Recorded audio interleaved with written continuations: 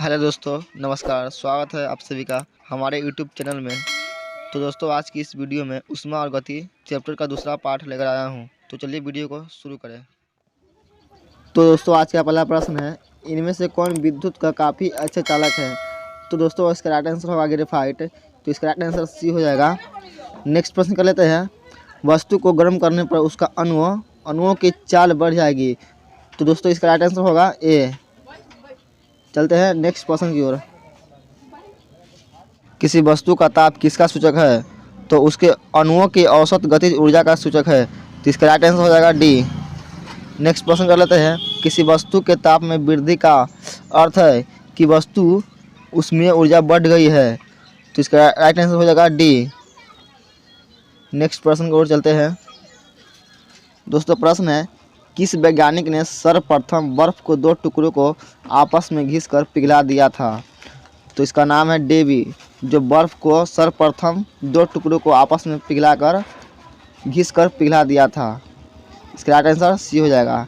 Next प्रश्न, Celsius पैमाने का 0 डिग्री फ़ारेनहाइट स्केल के कितने डिग्री बराबर होगा।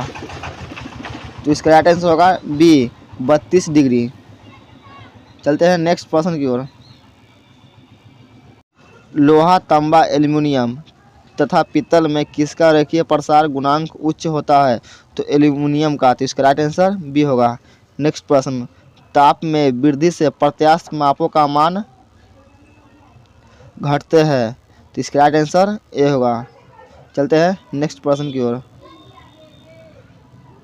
मानव शरीर का तापमान 98 डिग्री 6 फ़ारेनहाइट होता है। सेल्सियस स्केल पर यह कितना होगा। 37 डिग्री सेल्सियस होगा। नेक्स्ट प्रश्न, दिल्ली में जल का क्वथनांक 100 डिग्री सेल्सियस है तो मसूरी में जल का तापमान क्या होगा। तो 100 से कम होगा। इसका राइट आंसर बी होगा। चलते हैं नेक्स्ट प्रश्न की ओर। किसी मनुष्य के शरीर का सामान्य तापक्रम होता है तो 98 डिग्री फ़ारेनहाइट होता है। तो इसका राइट आंसर ए होगा। नेक्स्ट, स्थिर अवस्था में ऊष्मा प्रवाह का तात्पर्य होता है। तो ऊष्मा प्रवाह की दर स्थिर हो या ऊष्मा प्रवाह समय आधारित न हो। तो इसका सही आंसर सी होगा। प्रश्न है, पानी का घनत्व किस ताप पर अधिकतम होता है। तो पानी का घनत्व 4 डिग्री सेल्सियस पर अधिकतम होता है। तो इसका राइट आंसर बी होगा।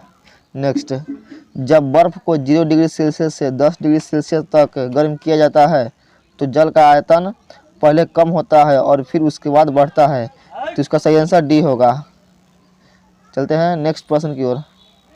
ऊष्मा संचरण का विधि है। तो ऊष्मा संचरण का विधि है चालन, संवहन, विकिरण। तो इसका राइट आंसर होगा उपयुक्त सभी। चलते हैं नेक्स्ट प्रश्न की ओर। विद्युत केतली में पानी गर्म होता है। तो विद्युत केतली में संवहन के कारण पानी गर्म होता है। तो इसका राइट आंसर होगा बी। चलते हैं नेक्स्ट प्रश्न की ओर। ऊष्मा के स्थानांतरण के किस विधि के माध्यम आवश्यक नहीं है। तो विकिरण विधि के माध्यम आवश्यक नहीं है। तो इसका राइट आंसर हो जाएगा सी। नेक्स्ट, ऊष्मा संचरण की वह विधि जिसमें माध्यम के कारण गति नहीं करते हैं कौन सी है। तो विकिरण है। इसका राइट आंसर सी होगा।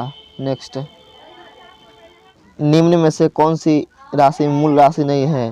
तो आयतन मूल राशि नहीं है। तो इसका राइट आंसर डी हो जाएगा। नेक्स्ट, एक गैस के रुद्रसम दबाव के दौरान उसका तापक्रम बढ़ता है। तो इसका राइट आंसर डी हो जाएगा। नेक्स्ट प्रश्न है, परम शून्य वह ताप है जिस पर आणविक की गति रुक जाती है। तो इसका राइट आंसर ए होगा। नेक्स्ट, सूर्य विकिरण का कौन सा भाग सोलर कुकर को गर्म कर देता है। तो अपरक्त किरण जो गर्म कर देता है। तो इसका राइट आंसर बी हो जाएगा। नेक्स्ट प्रश्न है, चांदी की ऊष्मीय चालकता तांबे ऊष्मीय चालकता की अपेक्षा अधिक होती है। तो इसका राइट आंसर बी होगा। नेक्स्ट, बोलोमीटर एक यंत्र है जो मापता है ऊष्मीय विकिरण। तो इसका राइट आंसर बी होगा। नेक्स्ट प्रश्न है, एक टेबल पंखे को बंद कमरे में चलाने पर कमरे की हवा गर्म होगी। तो इसका राइट आंसर ए होगा। नेक्स्ट, आणविक संगठन के द्वारा ऊष्मा का संप्रेषण क्या कहलाता है। तो संवहन कहलाता है। तो इसका राइट आंसर बी होगा। नेक्स्ट प्रश्न है, निम्नलिखित में कौन सा ऊष्मा का सबसे अच्छा सुचालक है। तो समुद्र का पानी ऊष्मा का सबसे अच्छा सुचालक है। तो इसका राइट आंसर सी होगा।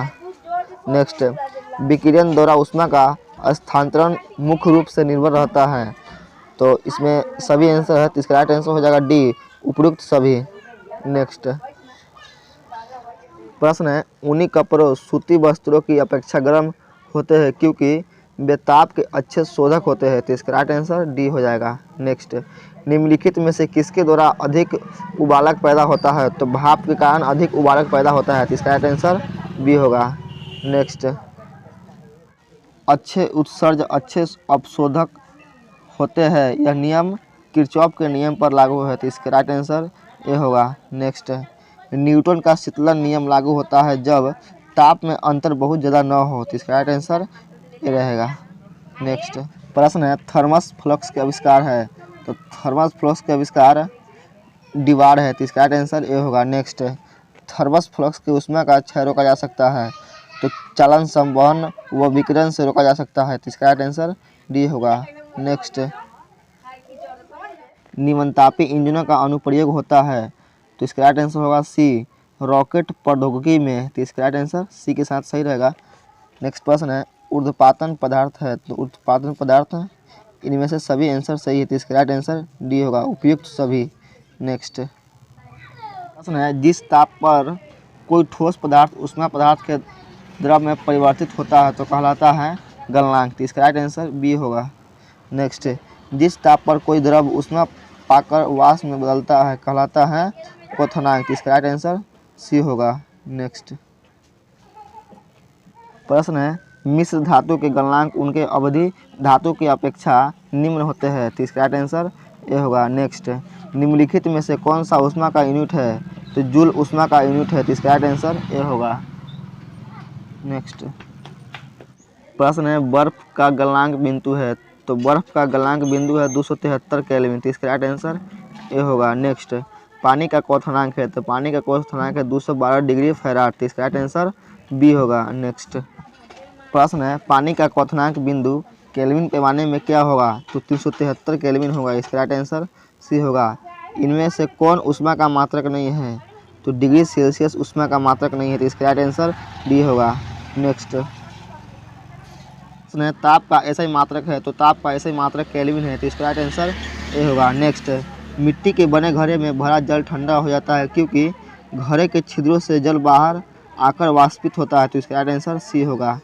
नेक्स्ट दोस्तों प्रश्न है, बर्फ पर दाब बढ़ाने से उसका गलनांक घट जाएगा, तो इसका राइट आंसर ए होगा। नेक्स्ट, ठोस से द्रव पदार्थ की अवस्था परिवर्तन को कहते हैं, तो गलन कहते हैं, इसका राइट आंसर ये होगा। तो दोस्तों आज का प्रश्न समाप्त हुआ, मिलते हैं अगले वीडियो में।